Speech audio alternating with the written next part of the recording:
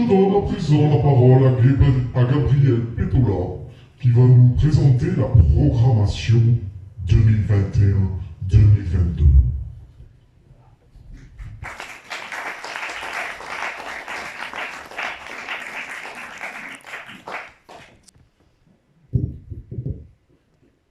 Ave, je salue avec plaisir cette noble assemblée.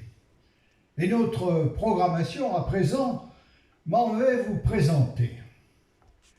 Notre premier spectacle est un grand classique de la comédie.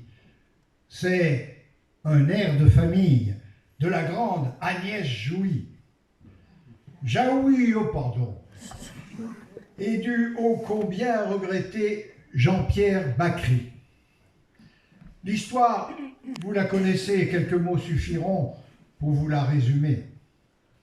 Deux frères rivaux, dont l'un est patron de bistrot, l'autre dans une entreprise et hiérarchiquement très haut. Leur mère préfère, bien sûr, le cadre supérieur, qui tient toute la place en son étrange cœur. Les deux épouses ne sont que pièces rapportées. La sœur, elle, est en rupture avec le serveur du café, où toute la famille doit se retrouver. L'orage gronde. Que va-t-il se passer?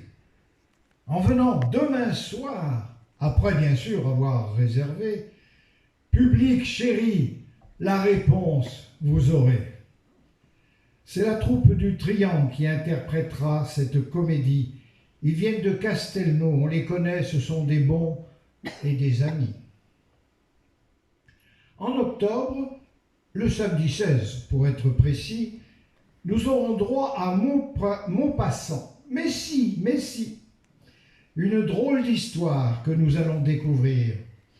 Un homme qui paraît sain d'esprit pense qu'un être invisible dans son sommeil peut-être se nourrit. Phénomène surnaturel ou simple folie? Le texte est beau, l'atmosphère est paranormale et l'interprétation de Fred Mounier vraiment pas mal. Jusqu'à Paris, cette pièce est demandée. Et le Théâtre Solaire a joué Le Horla à Avignon. Ne pas venir, avouez, ce serait con. Le 13 novembre, la compagnie Excès Théâtre, chez nous, vient jouer, et là encore, croyez-moi, on va se régaler, de l'autre côté de la route. C'est ainsi que ça s'appelle, et cette comédie, tout en nous amusant, nous interpelle. Nous sommes ensuite Suisse, dans une maison de retraite, une jeune journaliste que rien n'arrête enquête sur un médicament controversé. Et une ancienne chercheuse veut y rencontrer, car sur ce produit, elle a travaillé. Mais de la suite, rien ne vous dirai. Une rencontre qui fait des étincelles. Oui, croyez-moi, cette pièce est très belle. C'est grave, c'est drôle, parfois triste, parfois amusant, et ne peut laisser personne indifférent. En décembre, c'est différent. Musique, poésie, légèreté, un concert pour rêver, pour sourire, vous amuser. Venez, vous serez comme à la maison.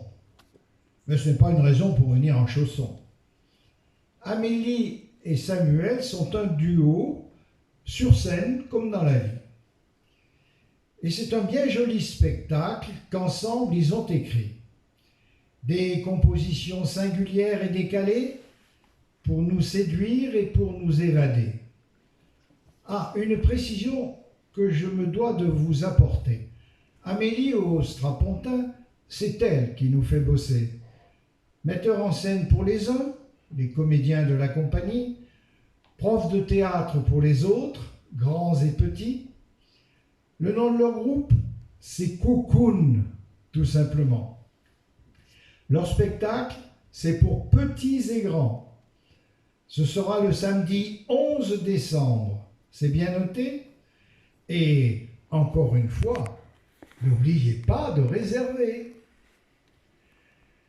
En janvier, pour bien commencer l'année, un petit bijou nous avons à vous proposer. Cuisine et dépendance. De Jaoui et Bakri. Oui, encore eux. Mais là, ce sera joué par nos hôtes, par le masque des pyramides de la Grande Motte. L'histoire, une soirée de retrouvailles entre amis. Soirée qui tourne en catastrophe, évidemment. Chacun essaye de parler à l'un des autres en catamini, et là, les autres en prennent plein les dents. Bref, une soirée pour rire aux éclats. Vous l'aurez compris, il vous faut être là. Ce sera à 21h, le samedi 15 janvier, et il sera nécessaire, là encore, de réserver. Pour février, un thriller psychologique vous est proposé. Un homme au cœur d'un conflit subit un interrogatoire. Un homme tranquille qui voulait juste se marier. Avec son frère, il y a un problème de mémoire. Pierre après pierre sera joué par l'Ellipse de Juvignac, une compagnie dynamique et qui a la niaque. Vous m'excusez, c'est tout ce que j'ai trouvé pour rimer avec Juvignac. Mais est-ce vraiment une pièce policière ? En tout cas, c'est à tomber sur le derrière. Ce sera à 21h, le samedi 12 février. Cette pièce, ce serait ballot de la rater. En mars, l'événement qu'il ne faut pas rater. La nouvelle création que depuis plus d'1 an vous attendez. Mais oui, le Strapontin joue une pièce de René de Obaldia, Du vent dans les branches de Sassafras. Un western intimiste, drôle et émouvant, mise en scène par Amélie, dont je parlais à l'instant.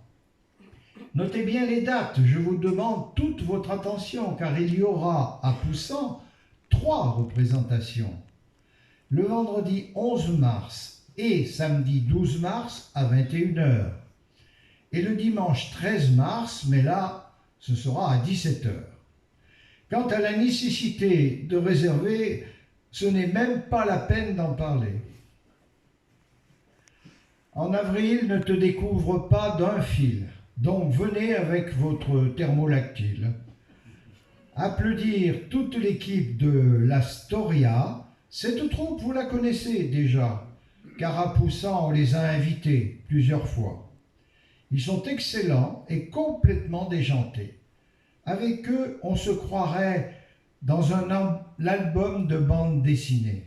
La pièce « Coup de théâtre » avec un S à la fin. Pour vous la résumer en quelques alexandrins, disons qu'Ulysse part pour une nouvelle quête suite à la disparition d'une quenouille. Non, ne me demandez pas de trouver une rime à quenouille. Dans cette comédie délirante et loufoque, Ulysse, traversant les siècles, croisera Tchekhov, Feydeau, Shakespeare, Molière, Cyrano, et aussi un âne lubrique qui veut le pécho. Ce sera le samedi 9 avril. Il faut que vous veniez, sinon toute votre vie vous le regretteriez. En mai, fais ce qu'il te plaît. Alors au théâtre, si vous veniez, vous pourrez y applaudir la compagnie des 4 coins des habitués de chez nous qui viendront jouer un éléphant à la patte cassée.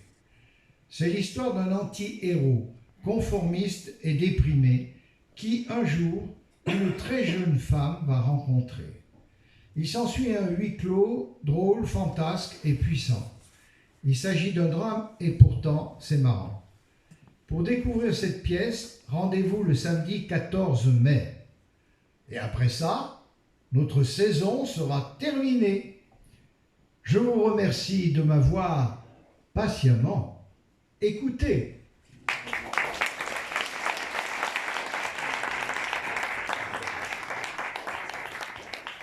Merci Gabriel pour nous avoir tous donné envie.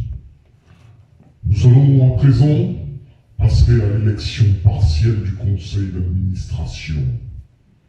Pour rappel, le CA est renouvelé par tiers chaque année. Ainsi, Jean Artière, Joseph Barre, Gabriel Pétola et Pierre Robert, réélus en 2019, seront rééligibles en 2022. Marie Lamotte et Jean-François Barre, réélus en 2020, seront rééligibles en 2023. Séverine Campagna, Laure Artière, Julie Le Signe et Didier Le Croisé sont sortants et rééligibles. Pour info, un de nos administrateurs est démissionnaire, Jean-François Barre. Par ailleurs, 2 autres candidatures ont été reçues dans le délai réglementaire, celle de Romy Roland et celle de Stella Cardiola. Nous pouvons donc voter pour l'élection de ces 2 nouvelles candidatures et pour la réélection des candidats sortants. Nous allons donc à présent procéder au vote, sachant que les contre et abstentions devront lever la main et que vous savez à présent comment j'exprime ma colère.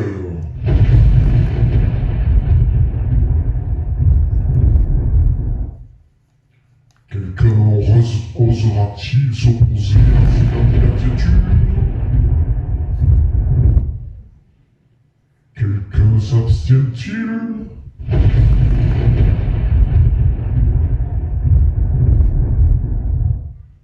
Parfait.